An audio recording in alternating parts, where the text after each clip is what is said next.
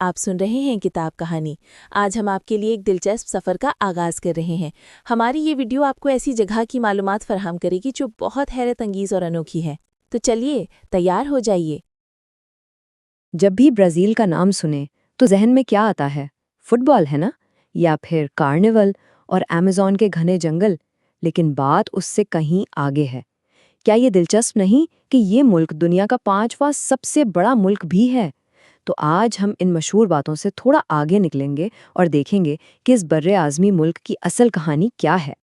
تو چلیں سب سے پہلے اس کے سائز کی ہی بات کر لیتے ہیں۔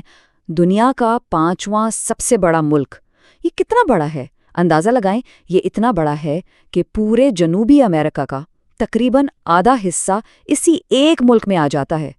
لیکن ایک براعظمی ملک ہونے کا آخر مطلب کیا ہے؟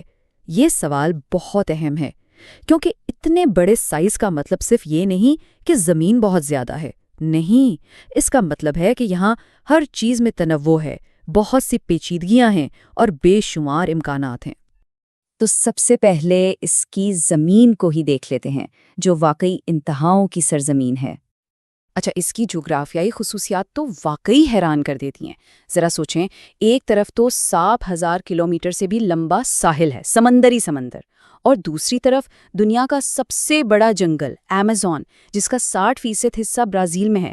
یہی نہیں، دنیا کا سب سے بڑا دریائی نظام بھی یہی ہے، اور یہ ملک اتنا وسیع ہے کہ اس میں 1 2 نہیں پورے 4 ٹائم زون ہیں۔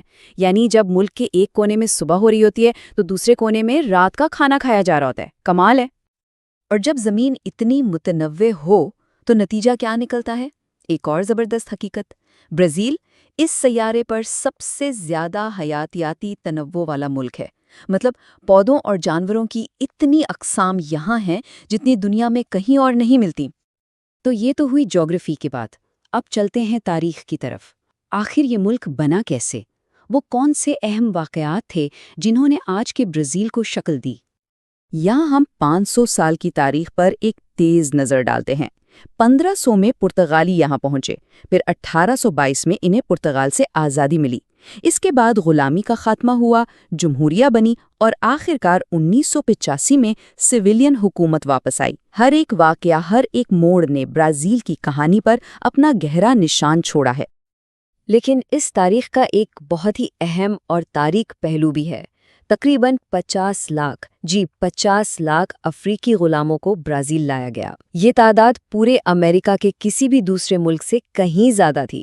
اس ایک حقیقت نے برازیل کے معاشرے، اس کی ثقافت، اس کی پہچان پر ایک ایسا نقش چھوڑا ہے جو آج بھی بہت گہرا ہے۔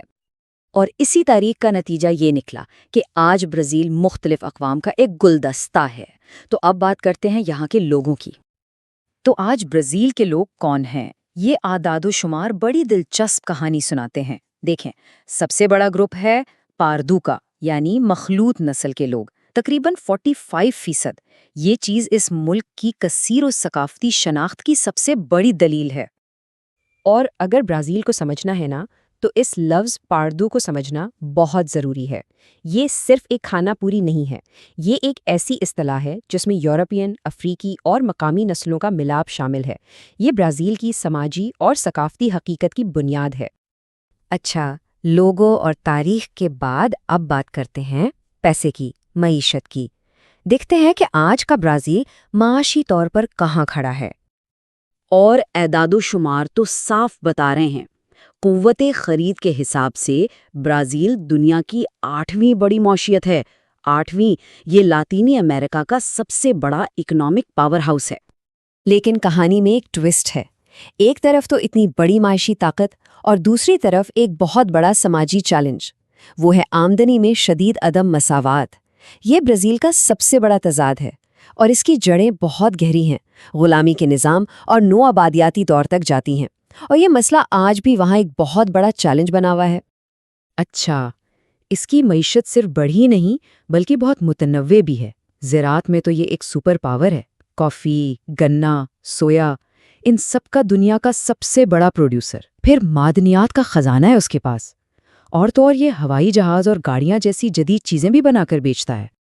تو معیشت سے نکل کر اب آتے ہیں اس چیز پر جس کے لیے برازیل شاید سب سے زیادہ جانا جاتا ہے، اس کی رنگا رنگ زندگی سے بھرپور ثقافت۔ یہ ثقافت اس کی تاریخ کا ایک خوبصورت نچوڑ ہے۔ پوری دنیا برازیل کی ثقافت کو جانتی ہے، سامبا کی دھنیں، بوسا نووا کی میوزک اور پھر کاپویرا جو ڈانس بھی ہے اور مارشل آرٹ بھی، اور ظاہر ہے کارنیول کو کون بھول سکتا ہے۔ ہر چیز میں ایک الگ ہی توانائی ہے، لیکن بات صرف یہیں ختم نہیں ہوتی۔ پاولو کویلو جیسے لکھاری ہوں یا سٹی آف گاڈ جیسی فلمیں، انہوں نے بھی دنیا بھر میں اپنا لوہا منوایا ہے۔ اور ہاں، فٹ بال، برازیل کی بات ہو اور فٹ بال کا ذکر نہ ہو، یہ کیسے ہو سکتا ہے؟ یہ وہاں صرف ایک کھیل نہیں ہے، یہ ایک جنون ہے، قومی پہچان کا حصہ ہے۔ اور کیوں نہ ہو، ریکارڈ 5 بار ورلڈ کپ جو جیتا ہے۔ اچھا، اتنی باتوں کے بعد اب ذرا برازیل کے ذائقوں کی طرف چلتے ہیں۔ یہاں کا کھانا بھی اس کی ثقافت جیسا ہی رنگین ہے۔ قومی ڈش ہے فیجواڈا، جو گوشت اور پھلیوں کا ایک بہت ہی مزیدار سالن ہے۔ اور ہاں، ان کا مشہور کاکٹیل کائپیرینیا تو دنیا بھر میں مشہور ہے، جو کچاسا نامی ایک خاص شراب سے بنتا ہے۔ برازیل کے جھنڈے پر 2 لفظ لکھے ہیں، اوردیم اے پروگریسو، یعنی نظم و ضبط اور ترقی۔ یہ صرف ایک نعرہ نہیں ہے، یہ اس قوم کی خواہشات اور امنگوں کا اظہار ہے۔